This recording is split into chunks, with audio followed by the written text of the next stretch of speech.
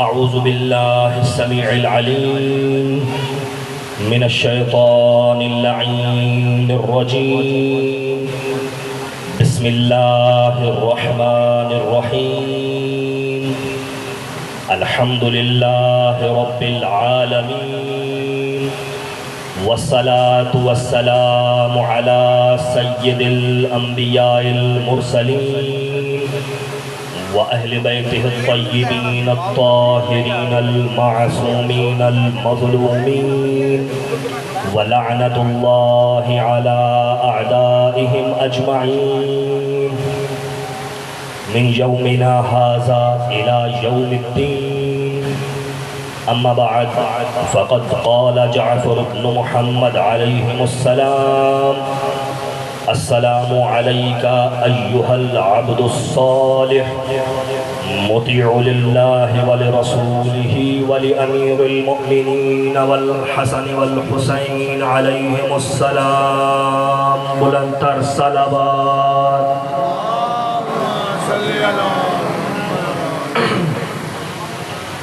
سامعین محترم، رب العالمین بوسیلہ محمد و آل محمد ہماری عبادتوں کو اپنی بارگاہ میں شرف قبولیت عطا فرمائے.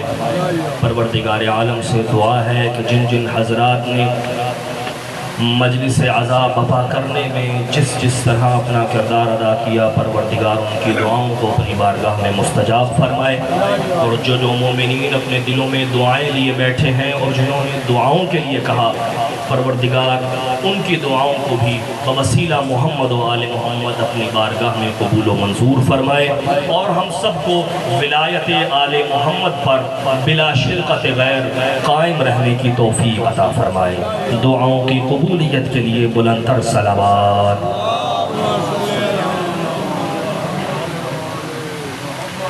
11ویں امام حسن عسکری علیہ السلام کی شہادت کے ایام ہیں.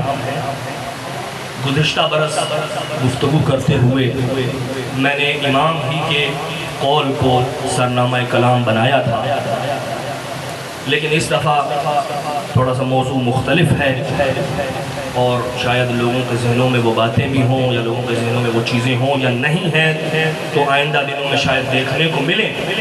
اس لیے میں نے آپ حضرات کے سامنے زیارت ابو الفضل العباس علیہ السلام سے ایک جملے کو تلاوت کرنے کا شرف حاصل کیا ہے. توجہ ہے آپ کی؟ تاکہ ہم جان سکیں کہ حضرت عباس علیہ السلام کا مقام و مرتبہ کیا ہے.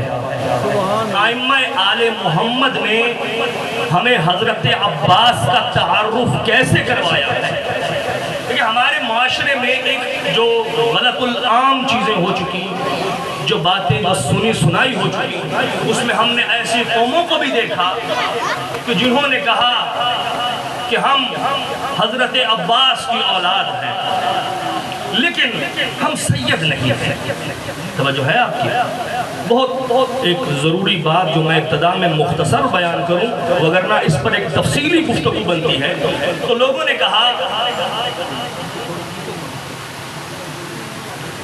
کیا کہا؟ ایک قوم، ایک قبیلہ، اب میں نام نہیں لوں گا، کہ ہم حضرت عباس کی اولاد ہیں. اور پھر عقیدت میں ایک جملہ کہہ دیا، لیکن ہم سید نہیں ہیں. اور پھر جو سادات ہیں انہوں نے بھی ادب احترام میں اس بات کو قبول کر لیا، ہاں شکر ہے، یہ نہیں کہا کہ ہم سید ہیں. اگر ہم اس پر غور کریں تو یہ توہین مولا عباس بھی ہے. چھوٹی بات نہیں ہے یہ جو کہہ دینا کہ ہم فلاں کی اولاد ہیں، یہ پورا ایک علم ہے جسے علم الانساب کہتے ہیں. اور حقیر کی جو لائبریری ہے، کتب خانہ ہے، جو مجھے میرے دادا سے ورثہ میں ملا، شہید سید بشیر حسین بخاری سے، اس میں جو قلمی نسخے ہیں، وہاں پر جب حضرت عباس کا تذکرہ آتا ہے، ان کی اولاد کا تذکرہ آتا ہے، تو وہ قلمی نسخے جو 150-200 سال پہلے ہاتھ سے لکھے ہوئے ہیں، ان میں یہ موجود ہے کہ حضرت عباس کی ایک اولاد سید ہے، اور ان میں سے کوئی بھی بر صغیر میں کبھی آیا ہی نہیں. توجہ ہے آپ کی؟ یعنی یہ دعویٰ جھوٹا ہے، ان میں سے کوئی اور دور نہ جائیں۔ میں نے کلمی نسخے کی بات کر دی، آپ سید نجم الحسن کراروی کی کتاب ذکر العباس جو 1956 میں فوت ہوتے ہیں، انہوں نے بھی جب عنوان قائم کیا تو یہی لکھا کہ جو دعویٰ کرتے ہیں کہ ہم اولاد عباس میں سے ہیں وہ جھوٹے ہیں، کیونکہ حضرت عباس کی اولاد ان کے بیٹے عبید اللہ ابن عباس سے چلی اور ایک بھی فرد بر صغیر میں آیا ہی نہیں۔ اور جو ہے یہ ہے ان کے نسب کا تعارف کہ حضرت عباس کیا ہیں۔ اور زیارت میں امام نے جملے تعلیم کیے اپنے صحابی ابو حمزہ سمالی کو کہ اے ابو حمزہ کہ جب تم ہمارے جد عباس ابن علی کی زیارت کے لیے جاؤ کہ جن کی قبر اقدس فرات کے کنارے حائر حسینی کے بالمقابل ہے، تو اے ابو حمزہ اس دروازے پہ کھڑے ہو جانا، اندر داخل نہ ہونا۔ میں تمہیں ایک زیارت تعلیم کرتا ہوں، پہلے یہ زیارت پڑھنا جس کے ابتدائی جملے یہ ہیں: سلام اللہ و سلام ملائکتہ المقربین و انبیائہ المرسلین و عبادہ الصالحین والشہداء والصدیقین۔ زیارت آگے بڑھتی جاتی ہے، ایک مقام پر زیارت رکتی ہے۔ امام فرماتے ہیں اے ابو حمزہ اب تم حرم اقدس میں داخل ہو جانا اور ہمارے چچا عباس کی قبر اقدس کو اپنے سینے سے لگا لینا، اور اب یہ کہنا: السلام علیکہ ایھا العبد الصالح مطیع للہ ولرسولہ ولامیر المؤمنین والحسن والحسین۔ سبحان اللہ۔ میں گفتگو تھوڑا سا تیزی میں کر رہا ہوں کیونکہ وقت تھوڑا ہے، اس لیے مصائب بھی ذکر نہیں کروں گا۔ اب امام نے یہاں پر ویسے تو اس زیارت کا ایک ایک جملہ تشریح کے قابل ہے، لیکن جو یہاں لفظ استعمال کیا ہے السلام علیکہ ایھا العبد الصالح، کہ سلام ہو اس عبد صالح پر۔ ہم اس عبد صالح کو سمجھیں گے کہ یہ عبد صالح کیا ہے۔ یہ عبد صالح ایک ایسا لقب ہے کہ جو ساتویں امام کا بھی ہے، کہ روایات مختلف ہیں کہ جب امام کو خلیفہ عباسی نے قید کیا اور چاہا کہ اہل بیت کے اس فرد کی جو کردار ہے اس کو داغدار کیا جائے، ایک خاتون کو قید خانے میں بھیجا اور وہ خاتون بار بار کہتی تھی کہ اے شخص میں تیری خدمت کے لیے آئی ہوں، میری طرف متوجہ ہو، میری طرف متوجہ ہو۔ تو جب امام نے اس کی یہ باتیں سنی تو اسے کہا خاموش ہو جا، اگر مجھے تیری خدمت کی ضرورت ہوتی تو میرے لیے یہ کافی تھی۔ جب امام نے اشارہ کیا نا کہ یہ کافی تھی تو وہ اشارہ ایک دیوار کی طرف کیا۔ جب اس دیوار کی طرف اس خاتون نے دیکھا تو جنت کے نظارے دیکھے، اور جیسے ہی وہ نظارے دیکھے فوراً حالت سجدہ میں چلے گئی اور تلاوت کر رہی تھی سبوح قدوس سبوح قدوس۔ اسی دوران سپاہیوں نے آ کر اس قید خانے کو دیکھا کہ جس عورت کو ہم نے کسی مقصد کے لیے بھیجا ہے وہ اپنے مقصد کا کام نہیں کر رہی بلکہ حالت سجدہ میں ہے۔ اسے اس قید خانے سے نکال کر خلیفہ کی بارگاہ میں لے گئے اور اس سے پوچھا کہ ہم نے تجھے کس کام کے لیے بھیجا اور تو وہاں جا کر سجدہ میں تسبیح کر رہی ہے۔ اس نے پورا واقعہ سنایا۔ اس نے کہا کہ جب میں نے اس جنت کے نظارے کو دیکھا تو وہاں ایسی حوریں تھیں کہ جن کے ہاتھوں میں رومال تھے اور وہ مجھے ڈانٹ کر کہہ رہی تھی کہ اے عورت اس شخص سے دور ہو جا، یہ عبد صالح ہے۔ نعرہ حیدری۔ امام موسیٰ کاظم علیہ السلام کا لقب ہے عبد صالح۔ یہ چھوٹا لقب نہیں ہے، یہ لقب حضرت ابو الفضل العباس علیہ السلام کو عطا ہوا، چھٹے امام نے عطا کیا۔ دو لفظ ہیں عبد اور صالح، اگر ہم اپنی زبان میں سمجھیں تو ہمیں لگے گا شاید کہ اس کے معنی عام ہیں، ایک اچھا مرد، ایک اچھا آدمی، ایک اچھا شخص، ایک صالح شخص، ایک صالح بندہ۔ لیکن جب ہم قرآن کی طرف جاتے ہیں تو قرآن میں جب لفظ عبد استعمال ہوتا ہے تو اللہ اس لفظ کے استعمال کے لیے اپنے انبیاء کو مخاطب کرتا ہے۔ کبھی کہتا ہے وَاذْكُرْ عَبْدَنَا أَيُّوبَ، اے میرے حبیب میرے عبد ایوب کا ذکر کیجئے، وَاذْكُرْ عَبْدَنَا داؤد، اے میرے حبیب ہمارے عبد داؤد کا ذکر کیجئے۔ تو کبھی کہتا ہے وَاذْكُرْ عِبَادَنَا ابراہیم و اسحاق و یعقوب، اے میرے حبیب ہمارے عباد ابراہیم و اسحاق و یعقوب کا ذکر کیجئے۔ یہ عبد اتنا کم مقام نہیں ہے، اس عبد کے لیے عیسیٰ جیسا نبی کہتا ہے قال انی عبد اللہ آتانی الکتاب وجعلنی نبیا۔ یہ مقام عبد اتنا بلند ہے کہ جب اپنے حبیب کو معراج پر لے کر جاتا ہے تو کہتا ہے سبحان الذی اسری بعبدہ لیلا من المسجد الحرام۔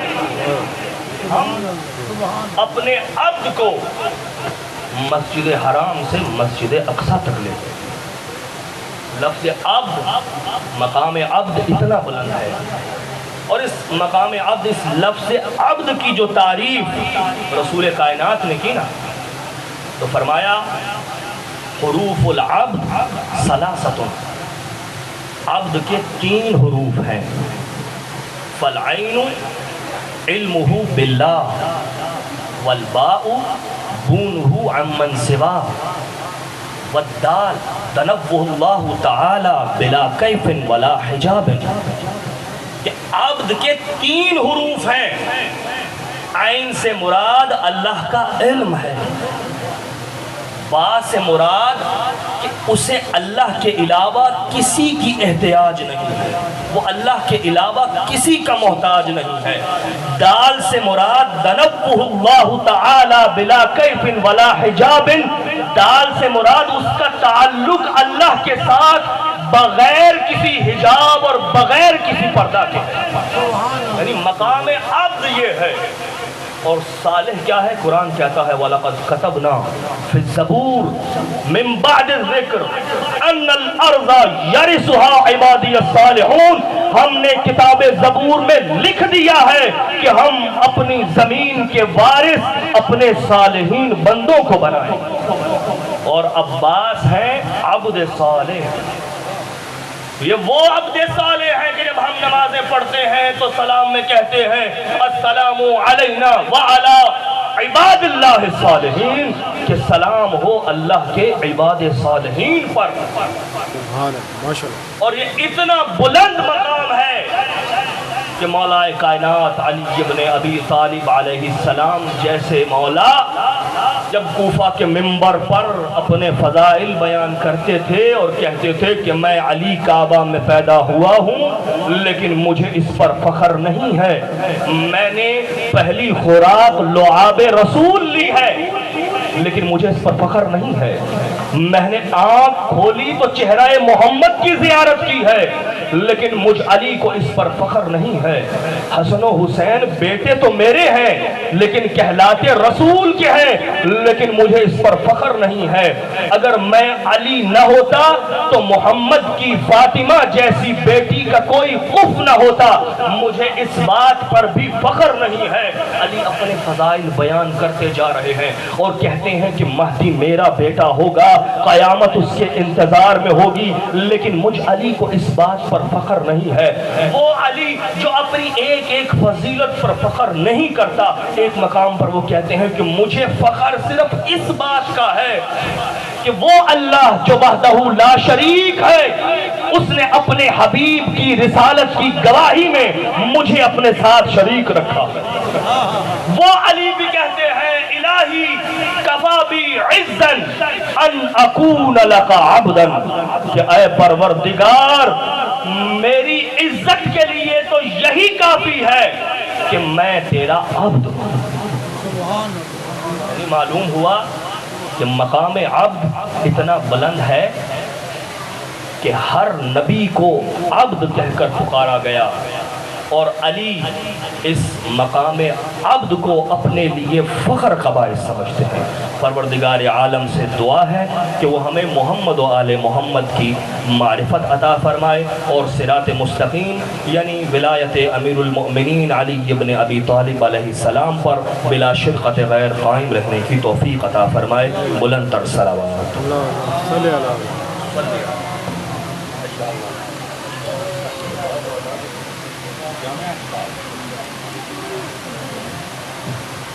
اللہ پاک آپ کو صحت و سلامتی عطا فرمائے. بہت اچھے انداز میں بہت خوبصورت خطاب فرمانے والے مہدی مرتضیٰ، اللہ پاک ان کو صحت و سلامتی عطا فرمائے. مالک کریم رحیم اللہ